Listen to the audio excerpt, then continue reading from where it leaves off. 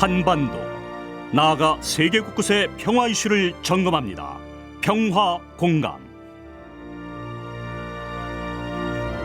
북한의 무력 시위가 계속되고 있습니다. 뉴스를 따라가기가 벅찰 정도인데요. 엄중하고 불안한 한반도 정세, 연세대 통일연구원 개건 교수이신 김종대 전 의원과 짚어보겠습니다. 김 전 의원님 안녕하세요. 안녕하세요. 북한이 오늘 전술 핵탄두로 보이는 사진을 공개했습니다. 네. 핵탄두라는 단어가 상당히 위협적이고 또 실물을 공개한 건 처음인 것 같아요. 어떻게 예. 보셨습니까? 그러니까 우리 정부의 그동안 공식 판단이 북한의 핵탄두가 소형화되고 경량화되는 전술 핵탄두의 능력이 있냐 없냐. 이럴 때 일단 기술은 있으나 완성되지 않았다. 이런 식으로 유보적 태도를 취해왔거든요. 네. 근데 이번에 이제 북한이 실물을 보여줌으로써 우리 전술 핵탄두 이미 갖고 있어. 그리고 이 전술 핵탄두가 8개 종류의 무기 체계에 다 실릴 수 있는 호환성 있는 탄두야. 이렇게 막 주장하고 나선 거거든요. 네. 이렇게 되면 우리도 이제는 정보 판단을 다시 한번 해봐야겠습니다만 혹시라도 북한이 이런 전술 핵탄두를 사용하는 핵실험을 진행한다면 그때는 이제는 인정해야 될 것 같습니다. 이게 북한식 인정투쟁이거든요. 그러니까 이런 부분에서는 일단 최근에 북한이 보여주고 있는 다양한 무기 체계에 대부분 전술핵 탄두가 탑재 가능한 것으로 네. 이렇게 정보 평가를 바꿔야 되지 않을까. 참고로 전술핵 탄두라는 것은요. 그 20킬로톤 폭발력이 20킬로톤 이하. 그러니까 이게 다이나마이트 2만 톤이에요. 예, 히로시마와 나가사키에 떨어진 2차 대전 당시에 핵폭탄이 약 10에서 15킬로톤 정도 되거든요. 네. 요걸 기본탄이라고 합니다. 네. 이 이상 되는 것은 이제 전략핵, 그 이하 되는 것은 전술핵 이렇게 되는데 히로시마 나가사키에 떨어진 핵폭탄이 전술핵이다. 작은 거다. 그러니까 이게 그 명칭에 현혹되면 안 될 것 같아요. 전술핵도 엄연한 핵무기고 네. 엄청난 살상력을 가진 대량 살상무기거든요. 예. 예, 그런 점에서 이 전술핵이 오히려 우리한테는 ICBM이나 중거리 미사일보다도 당면한 어떤 위협이고 또 실전에 사용될 가능성이 높습니다.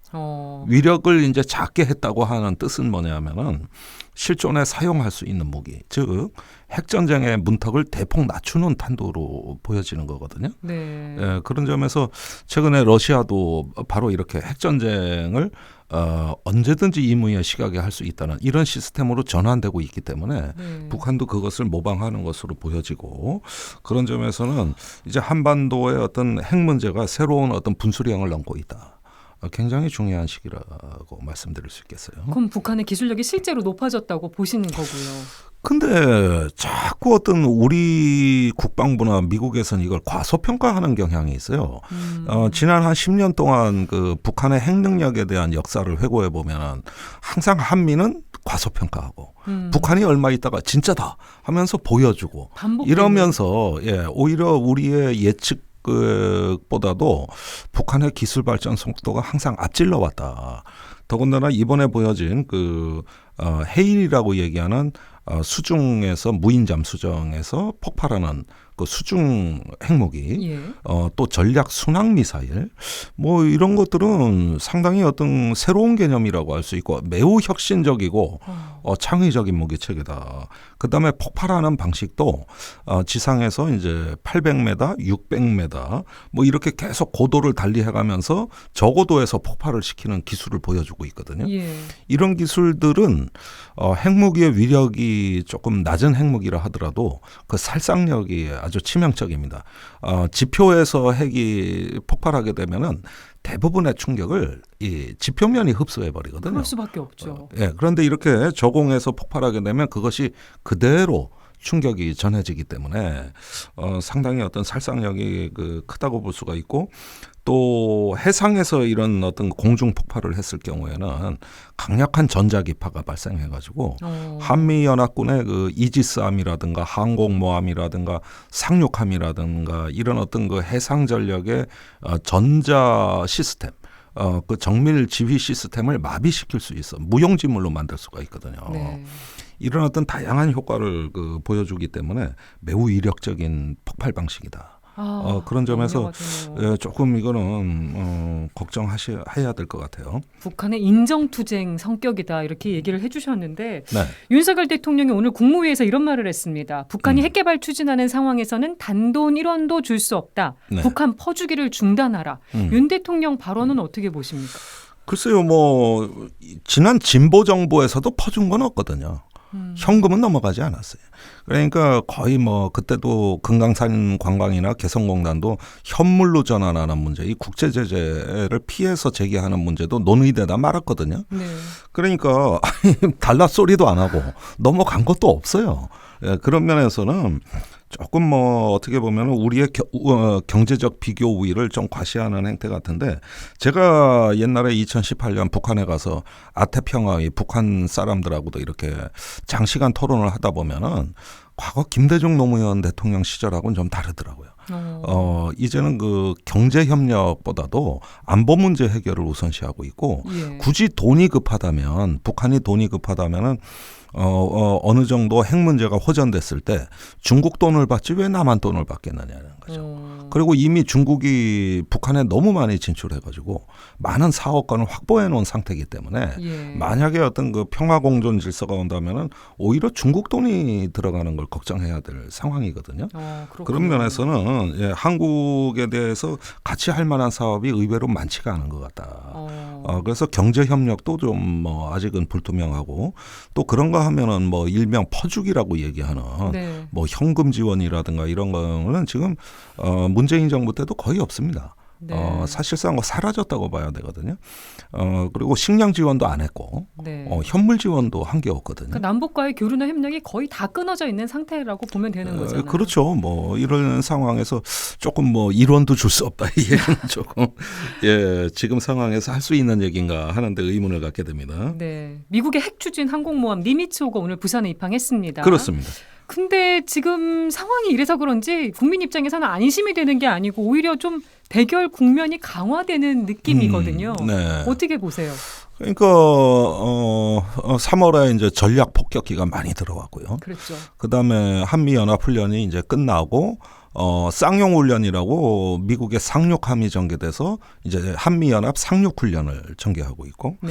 그다음에 이제 그 니미츠호가 들어온 겁니다. 이게 이번 달 말까지 있거든요. 네. 그런데 이 항모의 전개는 일단은 그 한국에 대해서 미국이 전략 자산 확장 억제력을 제공하는 이런 차원에서 들어온 것이고, 항모만 들어온 게 아니라 항모 강습단, 그 여러 척의 호위함들하고 같이 전개가 된 겁니다. 네. 그런 만큼 이제 북한이 오늘 발사한 단거리 탄도 미사일도 실제로 그 쏜 거리를 대략적으로 계산해 보면 부산까지의 거리를 정확하게 조준해서 해상으로 쏜 것 같아요. 네. 이렇게 보면은 항모가 들어와도 그 항구나 또는 어떤 해상에서 그 항모를 타격할 수 있는 능력을 또 북한은 보여주겠다. 예. 이렇게 하니까 계속 그 강대강해 이런 어떤 대결 구조는 오히려 긴장이 고조되고 있다고 볼 수 있겠고요. 네. 저는 사실 전략 폭격기나 항모 같은 중후장대한 거대한 무기들은 좀 안 들어왔으면 좋겠어요. 우선은 전쟁은 요즘 그런 식으로 안 하고 스텔스 전투기나 드론이나 미사일과 같은 게 실전에서 많이 사용되거든요. 예. 좀 그러는데 미국에서는 조금 한국 국민들에 대한 어떤 서비스 차원인지 아니면 퍼포먼스 차원인지 몰라도 들어왔던 전략 폭격기 또 들어오고 매주 들어오고. 들락날락합니다. 그런데 전략 폭격기라는 게 제가 기억으로는 1970년대 베트남 전쟁 이후로는 전략 폭격이라는 게 실전에서 실행된 적이 없고 또 대부분 스텔스 무기가 아니거든요. 물론 최신형 스텔스 폭격기도 있습니다만 레이더로 다 탐지가 되는데 네. 적지에 접근해서 그 옛날에 한국 전쟁 2차 대전 때처럼 무수히 많은 재래식 폭탄을 이렇게 투발하는 네.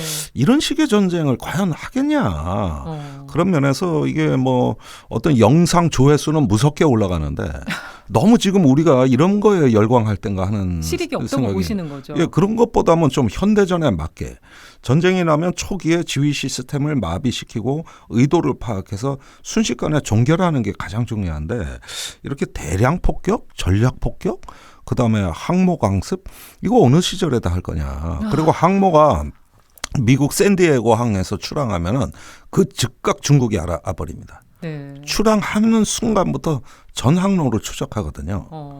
그런 면에서 미국 해군에서도 최근에는 이제 항모는 그만 사고 다양한 어떤 스텔스 함정으로 시스템을 전환하고 싶어해요. 네. 현대 전쟁에 이 항모가 대만 해협에 접근할 수 있겠냐? 중국군의 미사일이 많은데 그래서 이렇게 중후장대한 스펙타클 어떤 그 거대한 어떤 그 군사적 퍼포먼스가 어떻게 보면 북한을 또 자극해가지고 이 강대강의 이미지는 만드는데 그럴 듯해 보이긴 하지만 실제 전쟁이 그런 식으로 일어날까 하는 점에서 의문을 갖게 됩니다. 네. 말씀하신 거의 연장선상인 것 같아요. 뉴욕타임스가 아시아 국가들이 앞다퉈서 군사력 증강에 나서고 있다. 네. 2차 세계대전 이후 최고 수준의 군비 경쟁이라고 보도를 했더라고요. 네. 공감을 그렇죠. 하시는 건가요? 예, 그러니까 지금 전 세계 중에서 아시아 태평양 국가들의 군비 증액이 가장 활발합니다. 아마도 이렇게 된다면은 군사 밀도가 가장 높은 지역, 또 언제든 위기가 발생하면은 순식간에 전면전으로 확전될 위협, 이런 것들이 굉장히 위험해지고 있는 상황이라고 할 수가 있고, 네. 이런 양상들을 보면은 전체적으로는 한미일 대 북중러라는 신냉전적인 군비 경쟁 양상도 있지만, 그보다는 각자 도생의 국제 질서.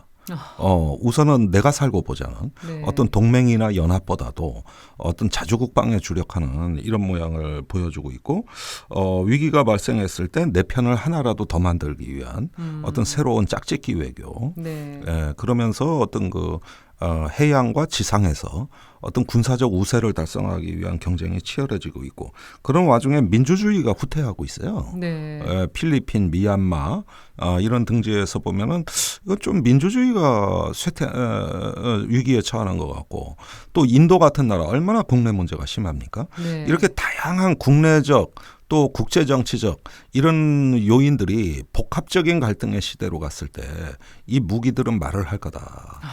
그런 점에서 2차 대전 이후로 가장 위험한 형국으로 가고 있지 않은가 생각이 듭니다. 아시아가 어쩌다가 이렇게 위험해졌을까요? 아니, 전 세계 황금이 아시아 태평양으로 온다는 아시아 태평양의 시대를 우리가 80년대부터 들어왔는데, 이렇게 동아시아가 번영한 이유는 전쟁이 없었기 때문이에요. 네, 전쟁 없이 서로 내정 간섭 안 하고 이렇게 문화가 다른 국가들끼리도 평화로운 공존을 해왔던 게 지난 40년 이상의 그 황금의 시대를 열어온 네. 아시아 태평양의 세기였는데, 요즘은 아태란 말도 안 씁니다. 그냥 인도 태평양이라 그래요. 예. 아태가 인태로 바뀌었어요. 냉전적 용어로 바뀌는 것이죠. 그래서 이런 면에서 보면은 다자간 안보 체제가 굉장히 절박해졌다. 네.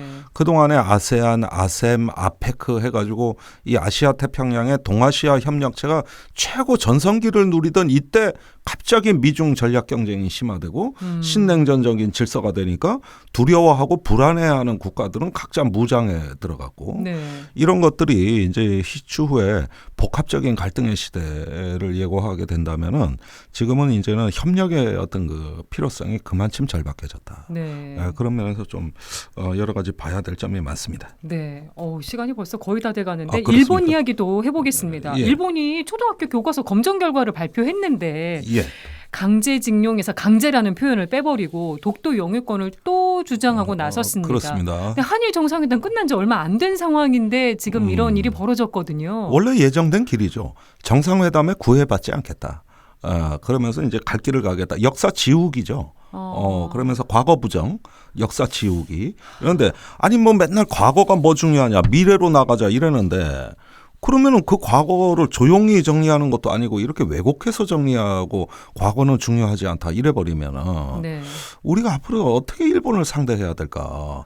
그리고 전 세계 동맹국가, 안보 협력 국가 중에서 영토 분쟁하는 나라는 없거든요. 네.